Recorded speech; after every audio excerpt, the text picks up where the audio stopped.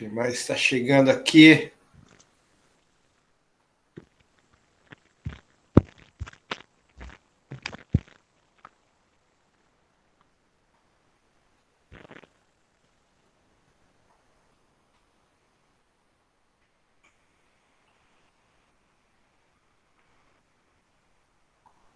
Muito bem, isso aí. A câmera, o que tem a câmera? Oh, apareceu a Margarida. Amável. Aí sim, hein? Vamos lá. A Amável já está conosco. Está conosco. Eduardo. Ah, quanto tempo, hein, Eduardo? Apareceu, resolveu aparecer nas minhas aulas. Quem mais? Quem mais está por aqui? Que eu não estou enxergando o nome de todo mundo. Está chegando mais gente. Chegando a Júlia. Júlia está chegando. Bernardo! Onde está você? Bernardo. Bernardo Bortolom. Bernardo, eu quero saber das tuas atividades. Estou de olho em ti, cara. Vai dar um jeito lá. Pega o papel, amassa bem pequenininho, coloca dentro do fio para ver se chega por aqui no meio meio. Galerinha, chegando. O que é isso não apareceu, né? Tinha percebido. Uma galera. Vamos lá, bom, já tem um número suficiente aqui. Perguntas. Perguntas, dúvidas. Todos assistiram o vídeo da última videoaula? Assistiram todos? Rafael assistiu. Carlos assistiu. Quem mais? Chegando aqui. Que todos assistiram, então. Chegando Alice. Quem mais? Todos assistiram, então, o vídeo da última videoaula. Tá mais curtinho, né? Galera, então é o seguinte, ó. A gente tava vendo ali sobre o iluminismo, né? E agora a gente está passando, então, para a Revolução Industrial, para depois da Revolução Industrial a gente retomar, então, a Revolução Francesa, que é uma continuação do iluminismo. Mas por que a Revolução Industrial no meio do caminho? Porque a apostila fez assim e eu tenho que seguir. Não, brincadeira, mas dá para a gente organizar dessa maneira. Por quê? Porque, na verdade, eu gosto de proceder, entender o século XVIII como a era das revoluções, o século das revoluções, duas grandes revoluções. Revolução Francesa e a Revolução Industrial. Revolução Industrial na Inglaterra, Revolução Francesa na França. Revolução Francesa, mudanças políticas na Europa. Revolução Industrial, mudanças econômicas. Então são duas revoluções que vão mudar a face da Europa e que depois vai se espalhar pelo mundo como um todo. Então por isso que é legal a gente também entender essas duas transformações de maneira conjunta. Então a gente está vendo ali, de só acompanhar o chat de vocês. Tudo ok? Tudo ok? Não tá me vendo? A Leandra não tá me vendo? Tá todo mundo me vendo aqui ou não? Dá um ok para quem está me vendo. Para quem está me vendo com barba e para quem está me vendo sem barba. Para quem está me vendo de óculos, para quem está me vendo sem óculos. Com cabelo e careca. Porque às vezes eu mudo. Tá todo mundo me vendo aqui. É só a Leandra que tem que trocar os óculos. Ah, tá. Só a Leandra que tem que trocar os seus óculos, que ela estava com seu óculos de sol, que é muito escuro, para sua sala onde ela está agora, e ela não estava conseguindo me ver. Então, gente, aqui, ó. Então, a Revolução Industrial, ela é uma face importante para a gente poder estar entendendo esse universo das transformações europeias do século XVIII. Então, o que a gente tem ali da transformação da Revolução Industrial? O que é a Revolução Industrial? Como eu coloquei lá no videozinho, até botei um outro vídeo para assistir com vocês, para deixar até mais um pouco diferente, mais dinâmico, para vocês tentar entender melhor. Um videozinho que eu achei legal e coloquei ali junto. Então, o que a gente tem que entender ali da Revolução Industrial? Basicamente, foi uma transformação muito grande na Inglaterra, mas que inicia lá com a Revolução Puritana e com a Revolução Gloriosa. O que é a Revolução Puritana? A Revolução Puritana foi aquela que mandaram o rei lá pro palanque lá e arrancaram a cabeça dele com uma machadada. E aí teve o Oliver Cromwell, teve aquela burguesia, aquela pequena burguesia que se instala no poder e começa a fazer várias transformações da Inglaterra para poder obter mais lucros. Bom, além disso, a Inglaterra, todos sabem, é uma ilha, né? A Grã-Bretanha, que tem Escócia, Inglaterra, País de Gales e a Irlanda do Norte atualmente, mas a Inglaterra como um todo, ela é rica em duas matérias-primas que foram essenciais na Revolução Industrial: ferro, minério de carvão. Somado a isso, a gente teve lá durante esses períodos da Revolução Puritana e Gloriosa os atos de navegação. Isso é o ponto mais importante da mudança da Inglaterra. Por quê? Porque é o momento em que todo o dinheiro comercializado pelos ingleses volta para dentro da Inglaterra.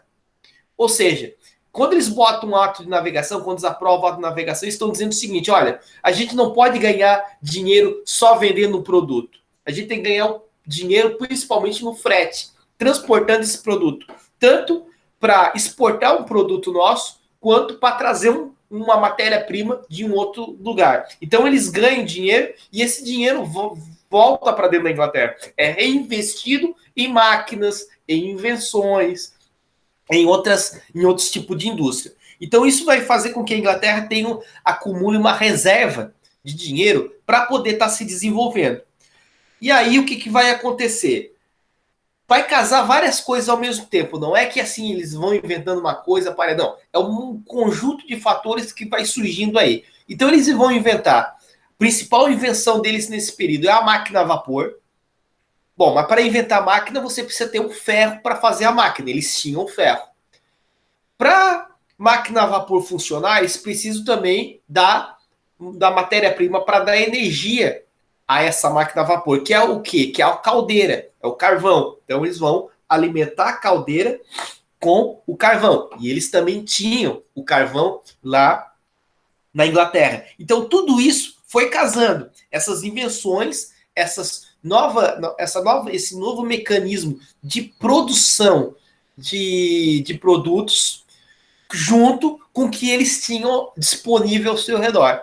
Então o que vai acontecer? Eles vão começar, a máquina a vapor vai ser utilizado na tecelagem, principalmente na maquinofatura de roupas, principalmente, mas em outras coisas também, e vai ser utilizada no transporte interno, as locomotivas, máquinas de ferro, né, os trens, né, para transportar tanto ferro, carvão para as cidades industrializadas, quanto o próprio lã, que está no interior, para cidades poder produzir as roupas, para depois ser exportado. Então isso vai aumentar a velocidade do que isso é feito.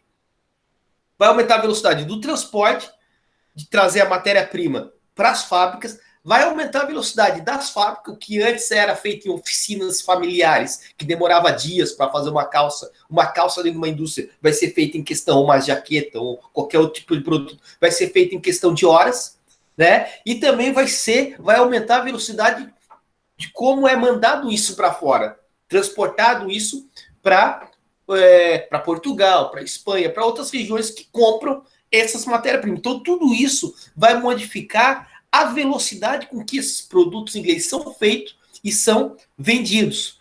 Isso vai baixar o custo de produção deles. Vai sair mais barato para eles, que eles vão ter muito mais roupa para vender a um custo muito menor. O que significa? Que se eles gastam menos para produzir, eles vendem num preço também um pouco menor para poder concorrer com aqueles que fazem, por exemplo, à mão. Então eles vão quebrar as indústrias ao redor do mundo de roupas que eram feitas em oficinas familiares. Então eles vão conseguir competir muito mais ferozmente e muito mais intensamente com esses outros países. Então eles vão ganhar o mercado no lugar desses países. Então eles vão sair na frente. Então a Revolução Industrial na Inglaterra, ela vai modificar a Inglaterra em primeiro lugar, mas a dinâmica como isso vai chegar no resto do planeta. Então, tudo isso vai fazer com que a Inglaterra chegue primeiro, tome conta dos outros países. A Inglaterra vai se tornar, então, a partir do século XVIII, mas principalmente no século XIX, vai ser a principal potência mundial por conta da Revolução Industrial. Uma outra coisa que acontece na Inglaterra é o quê? É a modificação da sua estrutura feudal. Antes, praticamente toda a Inglaterra era o quê? Agrária, camponesa. Então havia muitos camponeses e havia uma coisa chamada terras comunais. O que eram as terras comunais? Era, por exemplo, vamos supor que numa região que a gente fosse aqui em Celso Ramos, uma região da Inglaterra. Geralmente, quando era uma região muito pobre, pouco desenvolvida, algumas terras, o pessoal nem, os grandes fazendeiros nem estavam aí. Então as pessoas viviam por ali, criavam porcos, galinha, sei lá, mas que o gado solto, e as pessoas iam lá, pegavam aquele gado, comiam, pegava, tinha madeira para poder fazer a sua comida, para poder fazer a sua casa, etc. Era tudo terras comuns. As pessoas, todas as pessoas podiam utilizar aquilo que tinha ali. Com a demanda, com a necessidade de ter mais lã para as indústrias, então tinha que ter mais criação de ovelha, os grandes donos proprietários de terra tinham que ter mais terra para criar mais ovelha. Então o que eles começaram a fazer? Os poderosos começaram a expulsar essas pessoas das suas terras. Essas pessoas passaram a ser expulsas. Então, se antes elas tinham uma terra para sobreviver, elas ficaram, o que eu faço agora, já que eu fui expulso? Elas vão dando lugar das ovelhas. Então, expulso uma família para colocar 2 ou 3 ovelhas naquela região ali. Então, elas são expulsas e não tem para onde ir. O que acaba acontecendo com elas? Elas acabam indo para as cidades. Chegam nas cidades, elas não têm outra coisa para fazer. Elas só podem vender uma coisa: a sua força de trabalho. O que é a sua força de trabalho? Eu posso aí cavar, arrumar, tentar tirar a roupa que está saindo da máquina e encaixotar ela. Eu posso levar as peças de uma máquina de um lado para outro. Então as pessoas vão começar a trabalhar em troca de um salário. Então elas vão sair do campo e elas vão trabalhar nessas fábricas. Aí o que acontece? 2 coisas. Os grandes proprietários de terra que criam ovelhas vão ter mais terras, obviamente. E o cara que é dono da fábrica, estou falando aqui em geral fábrica de roupa, mas pode ter outros tipos de fábrica também, ele vai ter mais gente querendo trabalhar, batendo na porta dele: preciso de um emprego. Cara, estou passando fome, me dá um empreguinho aí. E aí o que ele faz? Ele pode baixar o salário dessas pessoas, porque quanto mais gente tiver querendo trabalhar, mais baixo ele pode. Eu tenho isso aqui, eu só posso te pagar tanto. Quer, não quer, tem um monte na fila aí que quer. E aí ele começa, essas pessoas, esses industriais, essas pessoas que têm as máquinas na mão, que são os donos da máquina, eles passam a lucrar mais. Então, por isso que a Inglaterra ela só acumula riqueza, por conta de todo esse contexto que eu falei para vocês. Desde a matéria-prima que eles tinham, até a questão das invenções, do investimento das invenções, até as políticas de reter dinheiro dentro da Inglaterra, como foi os atos de navegação, até essa transformação que teve no campo em relação à cidade. Ou seja, houve um êxodo rural do campo para a cidade. Né? Esse fato que expulsa os camponeses de suas terras, a gente chama de cercamento dos campos, ou enclosures. Né? Geralmente vocês vão encontrar aí como cercamento dos campos, ou seja, a propriedade privada vai chegando nos lugares que ainda existiam as terras comunais, todo mundo podia criar um porquinho ali, uma galinha, as pessoas vão ser expulsas, não vão ter como sobreviver no campo e vão acabar indo para as grandes cidades para poder sobreviver. E aí elas vão trocar a sua força de trabalho, a única coisa que elas podem vender, por um salário para poder comprar o seu alimento. É assim que a gente vai ter a formação ou a transformação da Inglaterra durante a Revolução Industrial. Tá? Então, outra coisa que é importante a gente entender desse processo da Revolução Industrial: matéria-prima, principal na Revolução Industrial. Ferro. Matéria-prima, forma de energia, carvão, né? Só depois de um tempo que a gente vai ter outras formas de energia. Na segunda revolução industrial, que já, para quem leu até o finalzinho ali a apostila, vocês vão ver que tem duas fases da revolução industrial, pelo menos ali na apostila de vocês. A primeira revolução industrial durante o século XVIII, que é a revolução industrial na Inglaterra, somente na Inglaterra, que é essa revolução industrial que a gente tem aí, a máquina a vapor, base do carvão e do ferro. E depois a gente vai ter a segunda revolução industrial, e aí sim vai aparecer a eletricidade, vai aparecer a questão do petróleo como energia, como matéria-prima, né? Petróleo usado na gasolina, no fogão a gás, etc., para estar transformando aí todo esse ambiente. Certo? Agora eu quero dúvidas, pessoal. Vamos lá. Dúvidas? Vamos ver no chat que está por acá. Dúvidas? A Liana disse que trocou o óculos, está com o melhor, tá com óculos 3D, ela tá vendo tudo em 3D, ela estava chateada porque na casa dela era 2D, até o gatinho dela parecia um gatinho de Minecraft. Vamos lá, pessoal, vamos perguntar. O que está por aqui? Rafael, você está com vontade de perguntar? Eu estou vendo isso nos seus olhos. Pergunte, tire suas dúvidas. Seja feliz. Vamos lá. Amabile. Vamos lá. Vamos fazer perguntas. Vamos falar respostas. Leonardo. Herman. Cauã Weingartner. Danilo. Ô, Danilo, quanto tempo, hein, cara? Vamos lá, vamos perguntar. Eduarda, tá quietinha aí. Alan. Alan, tem que perguntar aqui também. Só pergunta na sala de aula, tem que perguntar aqui também. Carlos Augusto. Bernardo Bortolom, estou esperando as suas atividades. Bernardo, vamos lá. Perguntas. Júlia. Alice.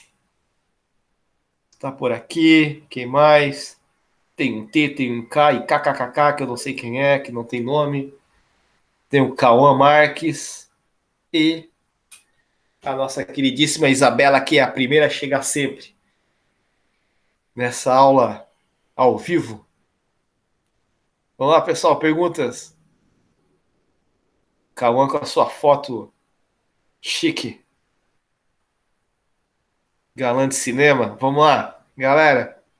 Perguntas. Quem está perguntando aqui? Vamos olhar o chat. Alguma pergunta? Quem é o Yuri aqui? Onde é que está o Yuri? Olha lá, o Alan vai pergunta do Alan aqui.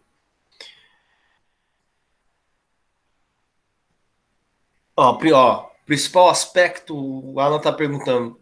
Principal aspecto que a Revolução Industrial contribuiu para a Inglaterra. Bom, a Revolução Industrial só deixou a Inglaterra como o país mais poderoso do planeta até a Segunda Guerra Mundial. Então, ou seja, a Inglaterra dominou praticamente o mundo ali do século XVIII até meados do século XX. Ela praticamente ficou um século e meio assim, sem ninguém preencher o saco dela. Ela praticamente vendia tudo que fosse rentável para outros países, inclusive aqui na América Latina. E aqui da América Latina não, na América como um todo, né? Mas principalmente na América Latina, ela vendia tecnologia, que naquela época, o que era a tecnologia que ela exportava? Máquinas, estradas de ferro e locomotivas. Se vocês pegarem todas as estradas de ferro, inclusive aqui em Santa Catarina, nossa Tereza Cristina, né? Você vai lá em São Paulo, a estrada de ferro lá, que vai até o Porto de Santos. Se você for na Colômbia, se você for na Argentina, se você for no Uruguai, todas as estradas de ferro, elas são de origem inglesa. Todos eles se endividaram, todos esses países que muitas vezes na época ainda eram colônias, se endividaram com a Inglaterra. Na verdade, estavam saindo já já estavam ficando independentes a partir do século XIX. Mas se vocês pegarem todas essas ferrovias, elas são de origem inglesa. Então, esses países praticamente fizeram sua independência e se endividaram porque tiveram que pegar essa tecnologia da Inglaterra. E aquilo, essas estradas de ferro é a tecnologia da época. Então, quem tinha? Os ingleses. E aí vinha também, mas eu não tenho dinheiro para comprar. Tem banco inglês que empresta dinheiro. Então, os ingleses eles iam ganhando dinheiro em cima de dinheiro, em cima desses países mais atrasados. E não só aqui do continente americano, mas como a Inglaterra estava muito mais desenvolvida financeiramente do que Espanha, Portugal e outros, a Inglaterra também prestava dinheiro e também vendia tecnologia, como eu falei que naquela época basicamente eram as máquinas que eles tinham e com base em locomotiva, estrada de ferro, maquinário para aquele tipo de indústria em geral, e a Inglaterra acabava se beneficiando e ganhando muito dinheiro. Não é à toa que até hoje a libra esterlina é uma das moedas mais valorizadas ainda do mundo. A Inglaterra não é mais a principal potência, principalmente por uma questão militar. Ela perde esse domínio para os Estados Unidos, é um assunto lá do 9º ano, que a gente depois estuda, que é uma questão da entrada dos Estados Unidos na Segunda Guerra Mundial, e aí é um outro contexto. Mas a Inglaterra é um país poderoso nesse momento e ela fica durante muito tempo nesse patamar. Ou seja, ela começou a produção das máquinas e começou a exportar exatamente para receber lucro. Ela tinha a tecnologia, ela vendia, né? Não vendia tudo porque ela não queria que os países também passassem ela. Os Estados Unidos passou, mas sim, a Inglaterra tinha o monopólio das máquinas, exatamente. E é muito engraçado, porque o que aconteceu? A Inglaterra começa a Revolução Industrial nela no século XVIII. Depois, todos os países do mundo vão fazer só a segunda Revolução Industrial. Ou seja, vão passar a primeira rapidamente já no século seguinte. E já vão estar entrando na segunda. E claro, a Inglaterra também já vai estar no século XIX fazendo a segunda Revolução Industrial. O que acontece? Os estados, principalmente a parte norte, as colônias, as ex-colônias do norte inglesas nos Estados Unidos da América do Norte, elas vão produzir estradas de ferro também, rapidamente. Elas vão criar tecnologia para isso. Só que os ingleses eles tinham uma malandragem aqui na América Latina. Quando eles já sabiam que os Estados Unidos poderiam tentar vender mais barato, por exemplo, estrada de ferro. Então, o que eles fizeram? Eles fizeram um sistema de bitola. Todo mundo sabe o que é bitola? Já ouviu falar em bitola? Parafuso, porca, todo mundo já ouviu falar, né? Você sabe se tem determinadas porcas que são mais largas que parafuso, né? Já viram isso, né? Tem que ter um encaixe, tem que encaixar direitinho aqui. Então, para cada parafuso, ou conexão de cano, qualquer coisa, tem que ter as bitolas certinho para poder dar um encaixe. O que os ingleses fizeram? Os ingleses fizeram um sistema que só eles tinham os encaixes, as bitolas. E os americanos não conseguiam copiar aquela bitola dos ingleses.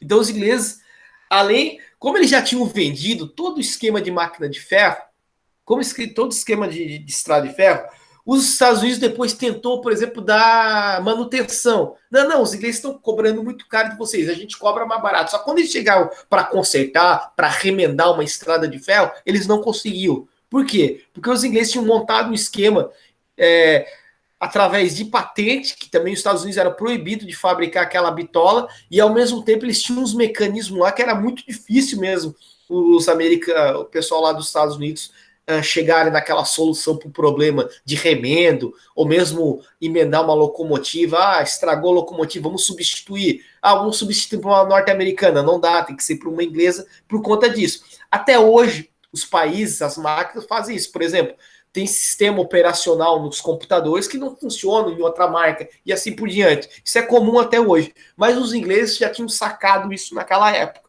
Então, eles já tinham feito essa questão do monopólio tecnológico. Então, eles exportavam as máquinas. E outra coisa, geralmente eles exportavam estrada de ferro aqui para o Brasil, para a América, né, para a América Latina, mas com o intuito de mandar matéria-prima para fora do que integrar internamente. Então, eles tinham, além de pensar em na tecnologia para exportar, para ganhar dinheiro em cima da compra dessas máquinas, eles também pensaram assim, opa, a gente tem que vender, mas a gente tem que influir na política interna desse país para eles não começar a fazer estrada de ferro como a gente faz lá na Inglaterra, onde integre todas as regiões. A gente tem que deixar as regiões desintegradas e deixar só que elas levem matéria-prima do interior para fora. Então eles tinham essa questão do monopólio. Não sei se eu consegui responder a questão do isso. Então ela tinha esse monopólio por conta disso. Então eles já tinham, naquele momento, começam essas estratégias, por exemplo, da bitola, como eu falei para vocês, né? Que é você ter uma tecnologia de um determinado produto e uma determinada máquina, mas também fazer com que outro país não ofereça essa mesma tecnologia, principalmente se for mais barato. Então tinha toda essa malandragem deles em cima disso. Perguntas. Muito bem, Alan. Perguntas, vamos lá. Carlos Augusto. Rafael, gente fina. Oh, mudaste o sobrenome, bicho, hein? Aí sim. Leonardo. Herman. Estou pronunciando alemão bem. Herman. Danilo Pereira. Eduarda. Leandra. Que mais? Alice. Comandos em ação aqui. Quem é o comando TD? Os caras botam cada coisa aqui.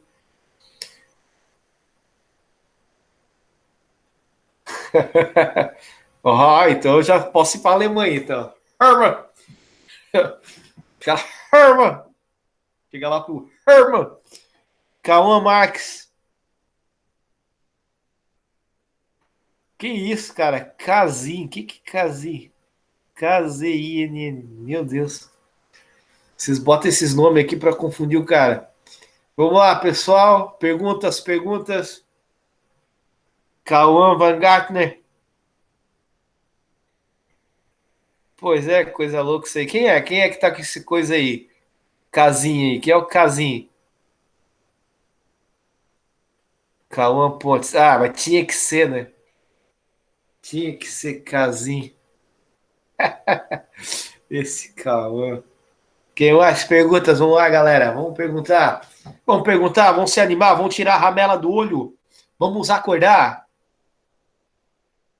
Para depois almoçar. Ó, viu que rimou tudo. Vamos lá. Viu que rimou tudo, hein? Vamos lá, galera. Vou fazer pergunta aí. Dúvidas. Essa aula é aula dúvida, pessoal. É a aula mais duvidosa do Ouvira. Olha lá, apareceu o Amable de novo. Vamos lá. Aquela Júlia tá quietinha ali.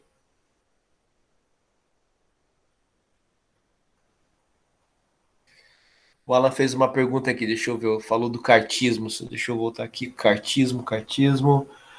No cartismo, a desigualdade política foi abordada só para os homens. Sim, nesse início de Revolução Industrial, a questão das mulheres era o seguinte: o cartismo, a ideia era fazer leis, né? A principal objetivo ali do cartismo. Mas ainda, porque se a gente pensar, mesmo no iluminismo que já tinha praticamente estava vindo consolidando as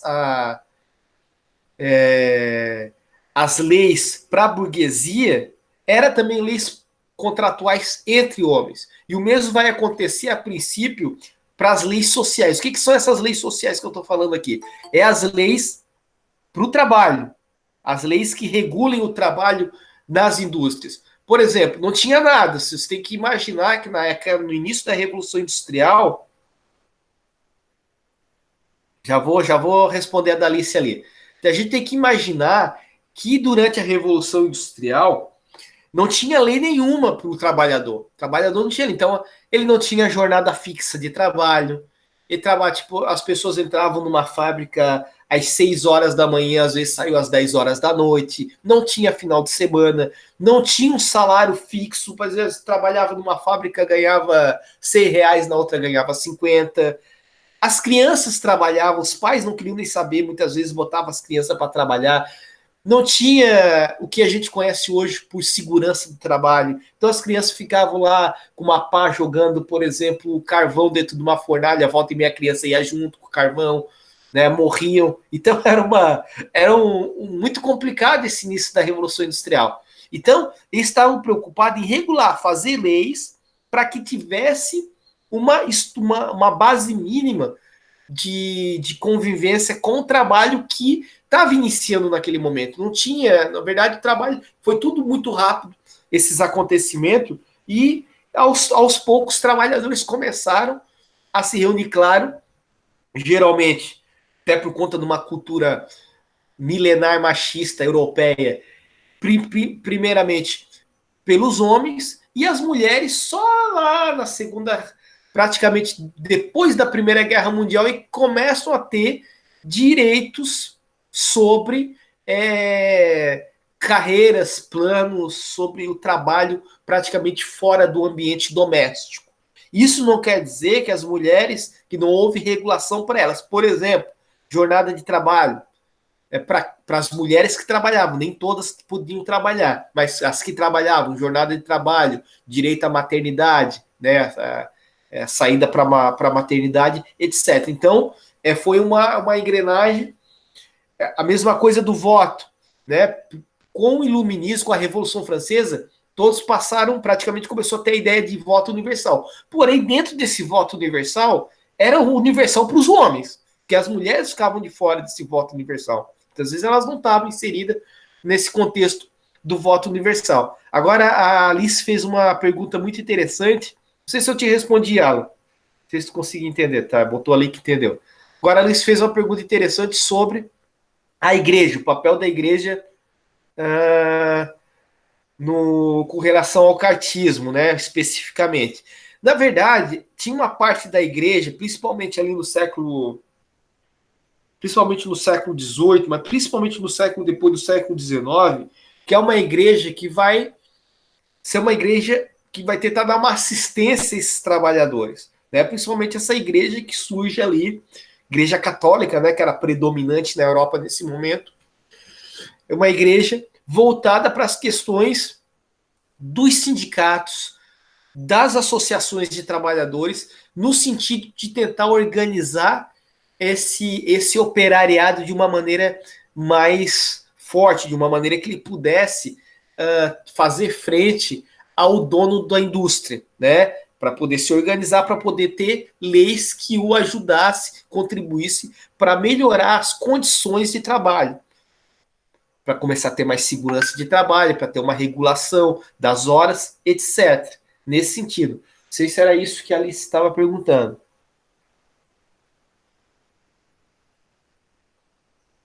Ou se é em relação a alguma questão específica aqui uma questão específica da apostila. Deixa eu ver. Thomas More. Tem alguma questão da específica da apostila que vocês querem que eu comente? Só vou comentar, não vou dar a resposta, hein?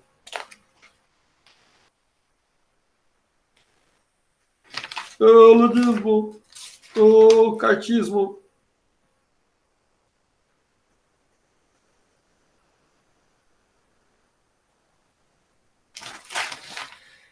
Era isso mesmo? Tá, tá. Vamos lá, pessoal. Perguntas. Vamos perguntar, vamos se animar, vamos pular, vamos pular, vamos pular. Não, pular não dá. Vai ter gente que vai bater com a cabeça no armário aí. Vamos lá, pessoal. Vamos fazer perguntas aí.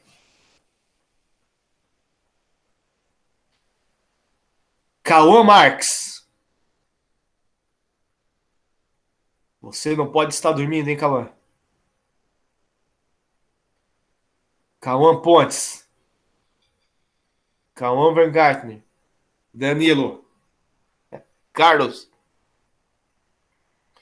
Carlos não tem dúvidas. Carlos é um cara muito sabido, muito sabichão. Danilo. Isabela. Isabela Flor. Quem mais está por aqui? Quem mais está por acá? Onde está? Eduarda quietinha. Eduarda tá só quietinha ali. Amable.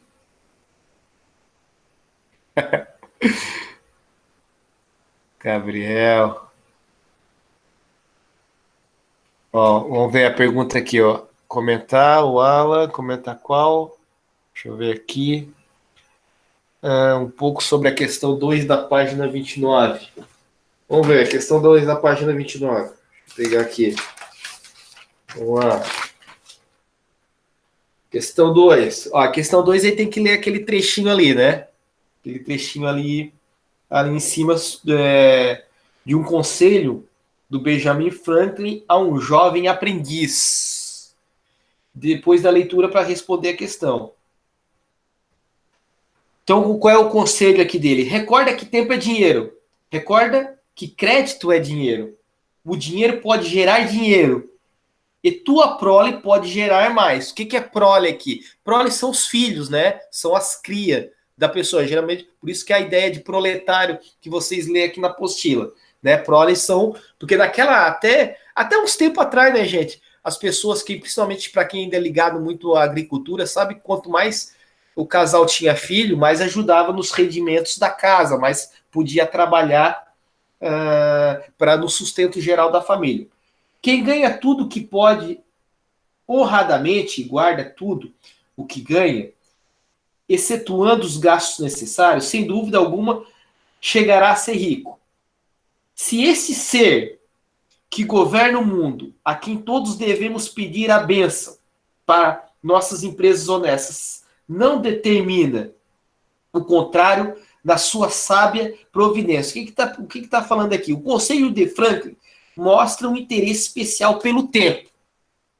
O que o tempo significa naquele contexto? Só o início ali da questão. O que o tempo significa? Gente, olha só. Revolução Industrial é uma coisa interessante, porque temos 15 minutos ainda. Olha lá.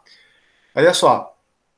Qual é o maior símbolo que a gente tem quando a gente pensa em Paris, quando a gente pensa na França, a gente pensa no quê? Assim, qual é o cartão postal que vem na nossa mente? Torre Eiffel, não é? Quando a gente pensa lá na Itália, vem sei lá, o Coliseu, a Torre de Pisa. Quando vem o Brasil, vem lá o Cristo Redentor. E quando vem a Inglaterra? O que vem na nossa mente? Qual o cartão postal que a gente imagina? A rainha tá velha aí, não tem. Não. Isso aí. O Big Bang. O que é o Big Bang? O que é o Big Bang? É o relógio, perfeito. Olha só, esse relógio que fica lá na cidade de Londres, ele fica perto da estação, fica quase em cima da estação, da estação ferroviária.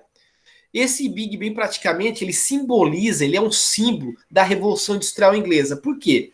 Porque antes a noção das pessoas de tempo era uma noção rural, era o tempo da natureza. Eu acordo de madrugada, quando o sol estiver nascendo eu vou lá, vou plantar, mas se o sol estiver muito forte eu volto, porque não adianta eu ficar plantando até agora, entendeu? Eles vão se regulando de acordo com a natureza. Quando começa a Revolução Industrial, se começa a ter a ideia de ter um início, uma hora para entrar na fábrica e uma hora para sair da fábrica. E o cara que quer ganhar dinheiro, o dono da fábrica, não quer que os seus funcionários cheguem atrasados. Eles querem que todos estejam uma ordem, seja meio que condicionado pelo relógio. Não é à toa que o grande símbolo de Londres é o Big Ben, é um relógio. Que é para quê? Para que todas as pessoas que estão chegando pela estação ferroviária não percam a hora do trabalho. Não percam a sua hora. Então, mudou a ideia, porque tempo é dinheiro. Você não pode perder tempo. Por isso que você tem que ter um relógio gigante para você não perder dinheiro, para você não perder a hora. Não é à toa que se você pegar aqueles filmes mais antigos que se passam em Londres, na Inglaterra, sempre tem aqueles relógios de bolso, né? Aqueles relógios com uma correntinha. Oh, Lord Sir Lawston está atrasado hoje. Então, ele olha para aquele relógio de bolso. Por quê? Porque se criou uma cultura por conta da Revolução Industrial que o inglês, ele nunca se atrasa. O inglês ele é sempre pontual. Mas isso é uma coisa que foi incultada na sociedade inglesa por conta da Revolução Industrial. Para quê? Para que o trabalhador seja ordeiro, não se atrase, porque agora há um outro ritmo. Que ritmo é esse? Quem dita o ritmo? Quem dita o tempo? Quem dita a velocidade? Não é mais a vaca que vai dar leite. É a velocidade. Tempo é dinheiro, não se pode perder tempo. Né? O tempo vai dizer, quanto mais rápido, quanto mais tempo você, melhor você utilizar o tempo, mais dinheiro você vai ter. Por isso que ele fala, você vai ficar mais rico se você organizar esse seu tempo de uma maneira melhor, se você usar todo esse seu tempo trabalhando, né? Por isso que o inglês ele tem essa fama de ser uma pessoa pontual. Isso é uma coisa inventada por conta da Revolução Industrial para que os trabalhadores lá na Inglaterra não perdessem o seu horário de trabalho. Criar essa cultura de correr atrás do relógio. Correr atrás do relógio. Não é que o relógio fica correndo de me pega, me pega. Não, não é isso. É ficar correndo atrás do tempo para poder estar cada vez mais lucrando e ganhando mais dinheiro. Se eu respondi, Alan, eu acho que é isso. Se ficou claro? Se não ficar claro, eu volto no iluminismo, que tudo se ilumina aqui, hein?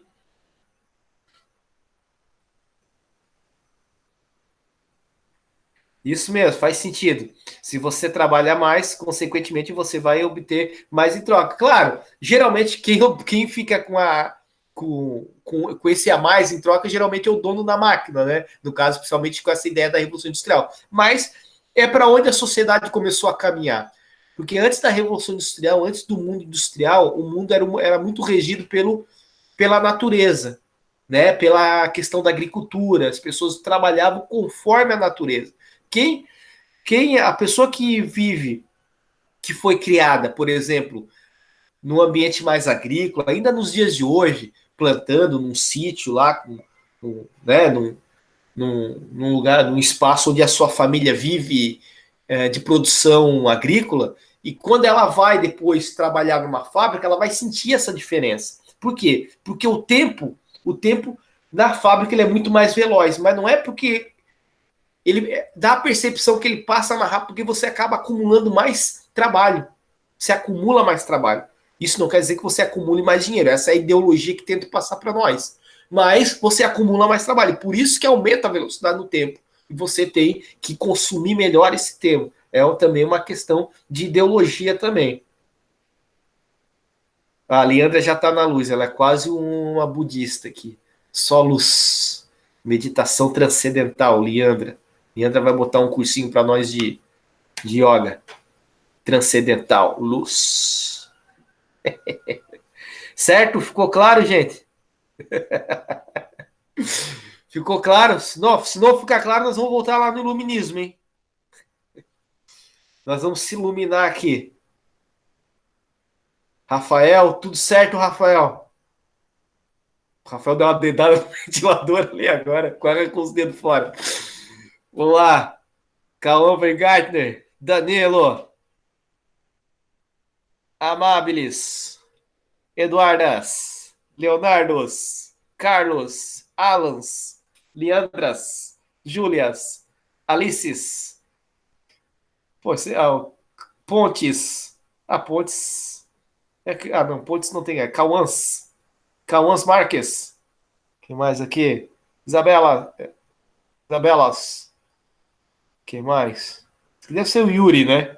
Esse GB aqui, né? Só pode. Quem mais? Perguntas, vamos lá. Professor, o Fala! GBSD4 é o Gabriel. O Gabriel. Vamos lá, Gabriel. Pergunta. Vou perguntar aí. Harmon. Harmon é só kkk, né? Perguntas, vamos lá. Já está acabando o nosso tempo. O nosso tempo já está chegando no seu limite. Mais uma pergunta, mais uma pergunta, mais uma pergunta e acabou o tempo. Não pode mais perguntar. Gente, ó. Beijão para todo mundo, abraço. Qualquer dúvida, vocês depois mandem mensagem. Vão para outra aula, que vocês têm até meia-noite ainda para estudar nessas videoaulas. Tchau, tchau. Abraço. Um bom Até dia. a próxima. Beijão para todo mundo aí. Um bom dia. Bom dia. Bom dia para todo mundo aí. Tchau, professor. Tchau.